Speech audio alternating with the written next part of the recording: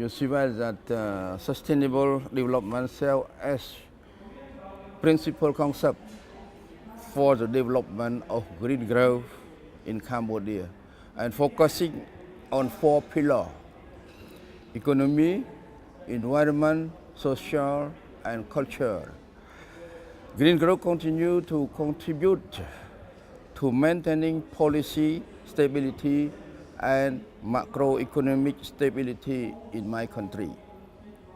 Today, green growth in Cambodia targets at coherent and balanced integration of the 4 pillars into all development sectors for inclusive growth and poverty eradication. And with the support of Gggs and UNESCAP, National Green Growth Roadmap was established in 2010 with 7 priority assets. And in September 2012, the National Green Growth Institution establishment of National Council of Green Growth, General Secretariat for Green Growth, with goal to coherently integrate the 4 pillars into a national strategic development plan, increase the quality of life, reduce poverty, and promote environmental sustainability with high economic growth. The Royal Government of Cambodia adopted national policy and national strategic plan on green growth 2013-2030 to strike balance and of economic development with environment, society, culture, and sustainable use of natural resources through integration, matching, and adaptation, as well as harmonization between a green growth principle and national policy. To enhance the well-being and livelihood of all people in harmonizing with ecological safety through green growth, basing on green economy, blue economy, environment protection, social safety net system, and uphold our national cultural identity. And about the green growth implementation in my country, you see our economic pillar, the digital economic growth as planned already. In 2012, the GDP grew at 7.3% and over $1,000 as GDP per capita in the same year. So we promote the green growth through different main priority of our economic development. You see well that we need food first, so we boost agriculture. So our agricultural development based on the sustainable management of farming. It means that we reduce more the use of chemical fertilizer. It doesn't mean we abandon the chemical fertilizer, but we encourage the organic fertilizer, even the pesticide also organic, not chemical fertilizer.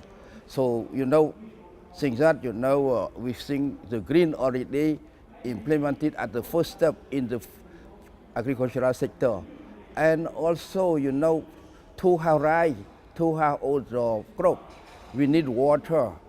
So water is the main priority area of our strategy in the green. So the conservation of the water and water resources conservation, and we know well, we recognize the important role of the forest, natural forest cover. So we maintain our target, MDG target, millennium target, So we still remain 60% of total forest cover throughout the country. It means that so far we just estimation, last estimation, we still remain more than 9 million hectares of forest cover. And in the meantime, we highly consider the forest, so why we reforest. And in parallel with the plantation, when we plant plantation with agro industry also, like rubber as the cover, the green cover, also support the green also. So you know we very proud with the conservation of our forest and the plantation and reforestation.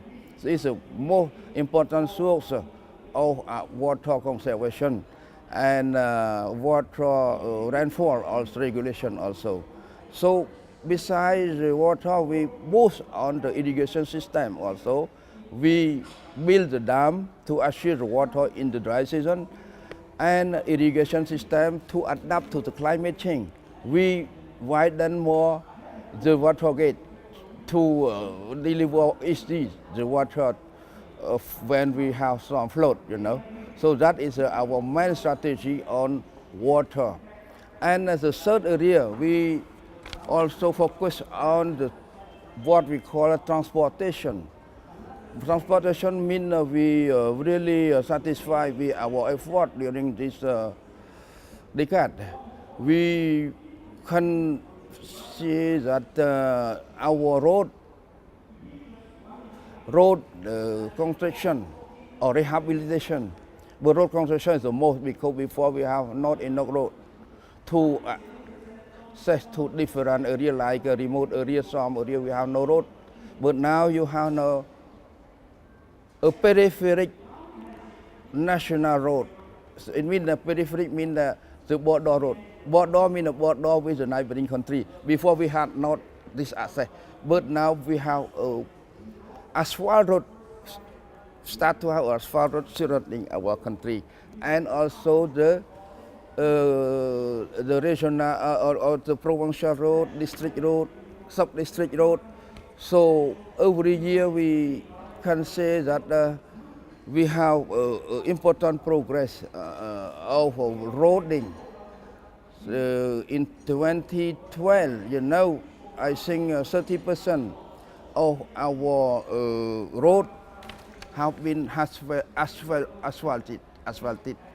30% only among the road, the main road. We say here the road, we've categorized the road, you know, road number 1, road number 2, and provincial road.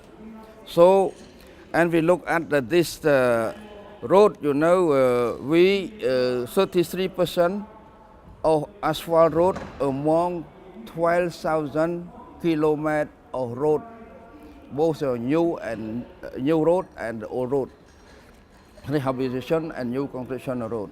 So we're very happy to have access to remote area everywhere now, and that it boosts also our national economic growth from this access. And also, you know, I talk a little bit about infrastructure, physical infrastructure, because we are in the green, you know, we highly consider about not only roading, but we consider the traffic jam, and that is called trouble, particularly the discharge of carbon dioxide. You know, well, this we have to mitigate the impact from this from the carbon dioxide from the traffic jam in the capital city. Also, this is our problem, and now we in way of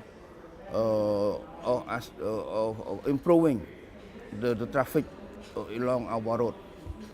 And beside this important structure, we move to energy sector. Energy sector, you know, the principle of our green is low carbon growth. Low carbon growth is the main principal strategy of our government. So first, we focus on saving energy. It means saving energy, and also energy efficiency. And we now, with the support from Green Gggi, We start also to promote to focus on the renewable energy, solar energy or other source of energy, even hydropower. Now we in favor of construction of numerous hydropower dams, and the potential for hydropower for our country, with the first phase, maybe we have 3,000 megawatt of hydropower energy. And also we promote because hydropower energy not enough for our country. So we also highly consider the clean coal energy. Even we learned that the coal is really polluted, but clean coal is a new technology. Our ministry, the Ministry of Environment is responsible with the Ministry of Industry and Energy to assure the clean coal energy installed in my country from 100 megawatt to 3,000 megawatt later on should be a clean coal. We learned the mistake from different countries about the use of old technology. So clean coal is our law, force all investors to respect to this law, so to assure the green.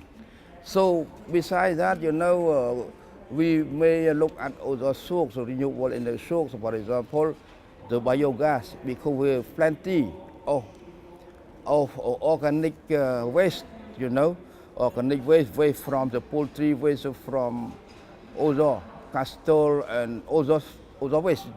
We can use the biogas from the waste. This is on energy. And you see that with our priority area in energy, the government have carried out, so far, per capita, the growth of energy use is about 7%, 7%. And we expect that in 2030, 70% of our rural house will be electrified by all sources of energy, like I mentioned before, because we need energy for development. So why my government prioritize energy, but clean energy, particularly green energy, not only Cambodia, but we have an agreement between the Asian countries, the 10 countries in the region, access to the green energy, green light. So that is our important issue, priority area. The one other priority is tourism, eco-tourism. But in Cambodia, we adopt the one principle is cultural tourism, because you see well that we own a precious World Heritage site, Angkor Wat Temple and other ancient temple in the ancient time of Cambodia history, really attracted by the world tourists and also local tourists.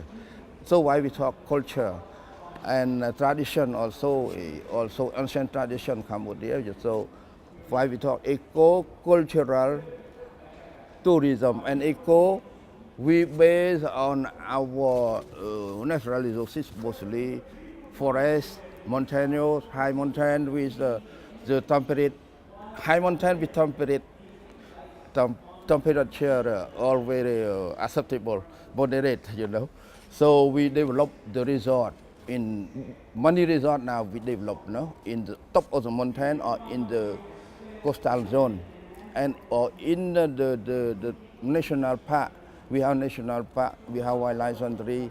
So we develop a number. I don't want to talk, maybe more than 20 sites for eco-tourism. Cultural tourism, I talked already about the temple, about the other ancient culture, both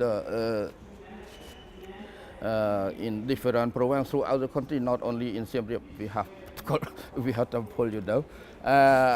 We all are very proud of this asset. We very proud, and we thank to Korean government, the Ministry of Tourism of Korean have support well our eco-cultural tourism, and every year, we come to Korea, lead the number of tourists in my country, and how many fly per day to Cambodia from Korea. I think 3 to 4 fly per day, direct to Siem Reap Temple, Angkor Wat Temple, and 2 fly to Phnom Penh, capital city, every day. So that is the main sector of our green development for economic growth, and you see we're very proud of it, the growth. Double digit. During the crisis, we dropped down to 1% growth only. But after that, 7 or 6% and something, and now we always 7%, 3, 7%, 5, and we expect next year 7%, something like that, GDP growth. So with all economic growth, this is green and respecting well to the environment. So thank you very much for this growth.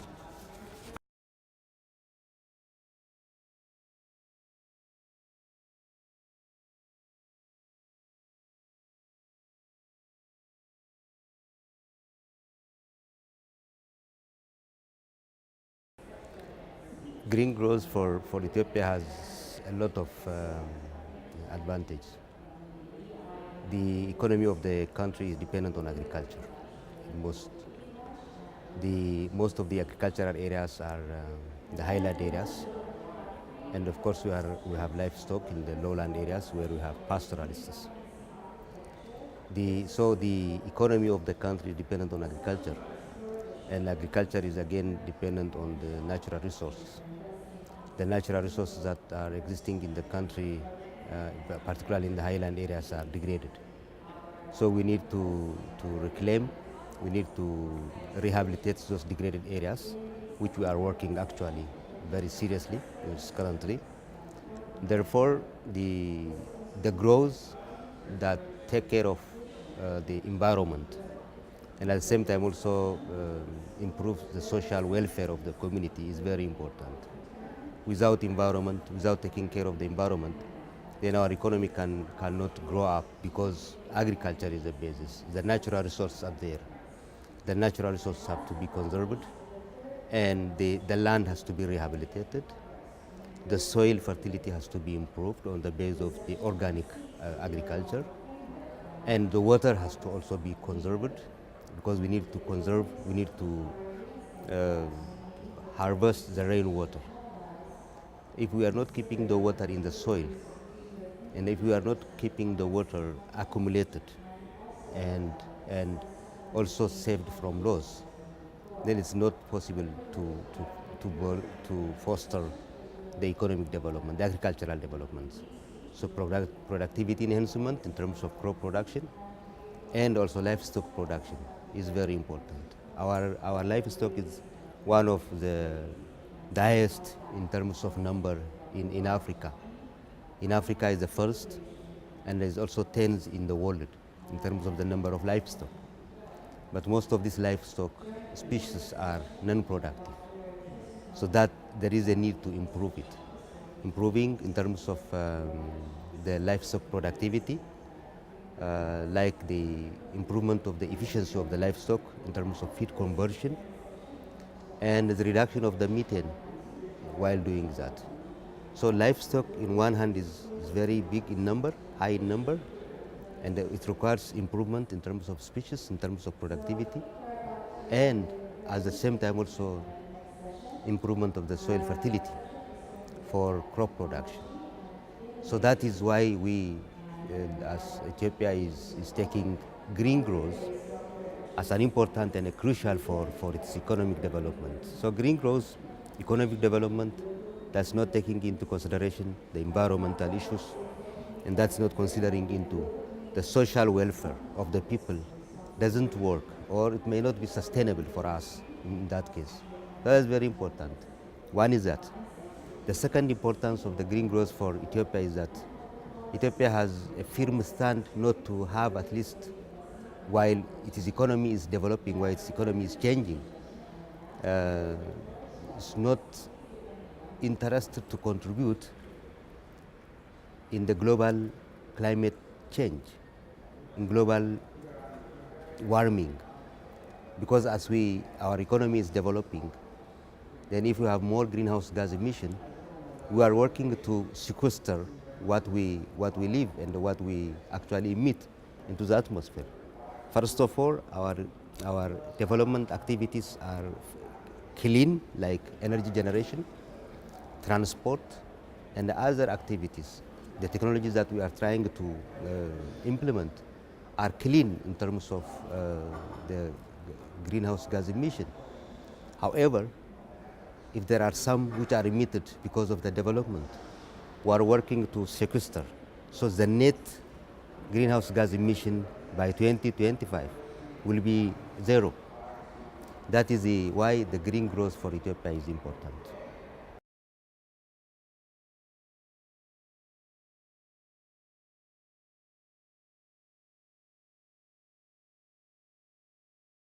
Yeah, of course, as I mentioned from why green growth is important for Ethiopia, then if we have a strategy and if we have a vision of having an economic development that takes care of the environment, we need to have a strategy how we can undertake the green growth. Ethiopia has a plan of become a middle income country, or a vision to become a middle income country by 2025. So fast and sustained economic development. With that, we need to have a strategy how we can implement the green growth. So one of the programs that we have developed is a climate resilient green economy that takes care of the climate change, and at the same time also having economy that's resilient to climate change. In that regard, the GGI is working with Ethiopia, and we have got the climate resilient green economy strategy that has been developed. And under this strategy, there are a lot of initiatives or development interventions or green growth intervention that have been identified. One of that is the RED Plus, that's reduction of deforestation and the forest degradation. And we have also identified that increasing the livestock efficiency in livestock chain, in livestock efficiency and the value chains. And thirdly, in terms of reducing emission of gases from soils, improving through soil improvement, energy, transportation, and others. So these are some of the initiatives that we could identify from the climate resilient green economy strategy. The green economy strategy has identified certain initiatives, as I mentioned. So GGI has served and supported actually in the development of the project for RED Plus and livestock chain, value chain efficiency improvement, and at the same time also soil development for agriculture. On top of that, GGI is also supporting on implementation of the green economy development, actually working with Environmental Protection Authority of the Federal Democratic Republic of Ethiopia, and very closely also working with the Ministry of Agriculture, in particular, which I am actually leading, that is the Climate Resilient Green Economy for Agriculture. So these are some of the activities that are going on, and also they are supporting in the implementation. And also we are currently developing climate resilience strategy as part of our CRG. Climate resilience is prepared. Now it is almost on its final stage. So this is the area that GGI is actually involving actively in Ethiopia. And these are some of the projects and the programs that we have. The biggest one is the development of the climate resilient green economy strategy. The green economy strategy has already been developed we are also developing the resilience part as a strategy. So that is the role and the importance of triple GI in Ethiopia.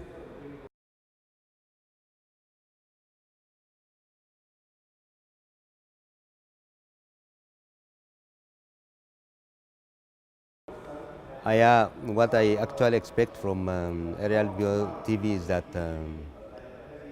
maybe as you have started, you may come sometime also to Ethiopia, at least see what's going on the ground, and what we are also working on green economy, and you know there is very big involvement of the community, in particular in land rehabilitation currently. Community are involved in land rehabilitation in an organized manner through contribution of free labor. And there is a dramatic change also on the land. What we are doing on land, rehabilitation and tree plantation, water harvesting, soil and water conservation activities will not only benefit Ethiopia, it will of course benefit also the world. We all be benefiting from it. As we are working on that, we will be sequestering more greenhouse gases. As we sequester more greenhouse gases that is emitted somewhere in the world, then we are contributing to the world as well, beside our country. So if you can have time to come and check and at least make those activities to be known to it could be to the South Koreans or even maybe the country around and the world. One is that. Secondly, you can also work on very actively and work on popularizing and making awareness among the community of the world, among the people of the world, how development, economic development, environmental conservation, and social welfare can be combined, and how that can benefit the overall the world population. Because there is a need to have a technology shift from the high-tech technology that is actually following the conventional way of economic development to the economic development that considers the green growth, that considers the environment, that considers the change in climate. So you can work on that part and also show that developing countries, particularly Africans, they are currently doing their best to change to development, economic development, not only for economic development and taking care of the environment, in particular Ethiopia. So there are tremendous activities have been there. I think I advise also, and also I request to come and make it known to most of the people in the world.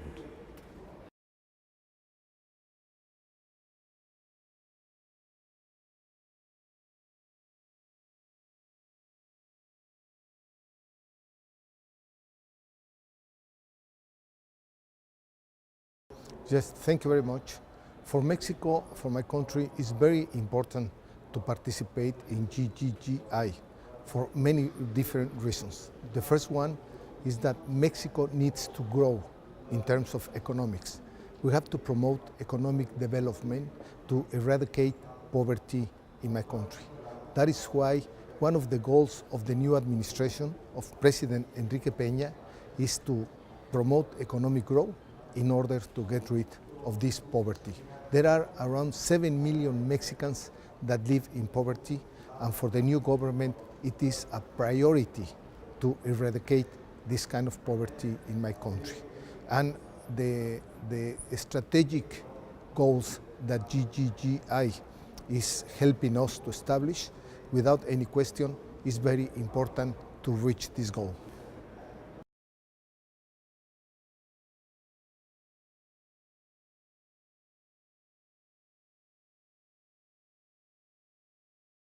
Yes, of course.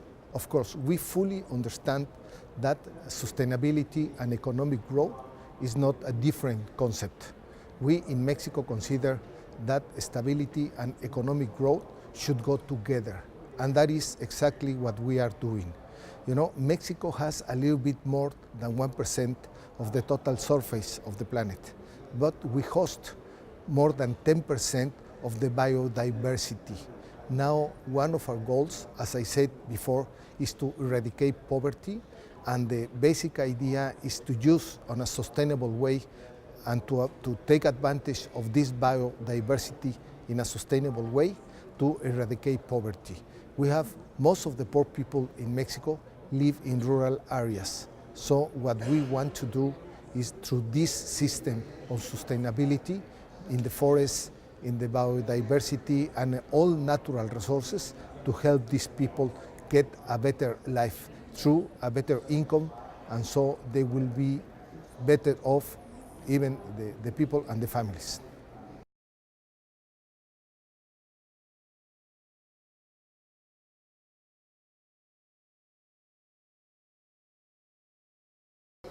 Well, you know, Mexico is playing a role in Central Latin America and the Caribbean. And we are doing a lot of cooperation with many agencies of developing countries, of developed countries and developing countries. So what we want to do is to based in Mexico City, to support all these countries in Central Latin America and the Caribbean, because we are closer to them than from here in Korea or in Europe, and because we speak the same language and we know each other very well. We are meeting very often with all the leaders of these countries, and I think Mexico has a very important play to roll through Gggi.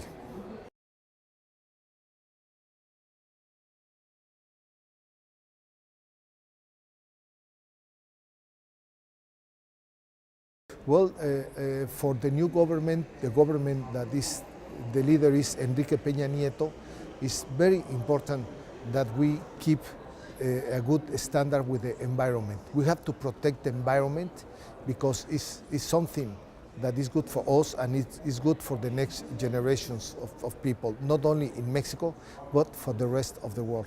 That is priority number one, to fulfill economic growth with full respect of the environment.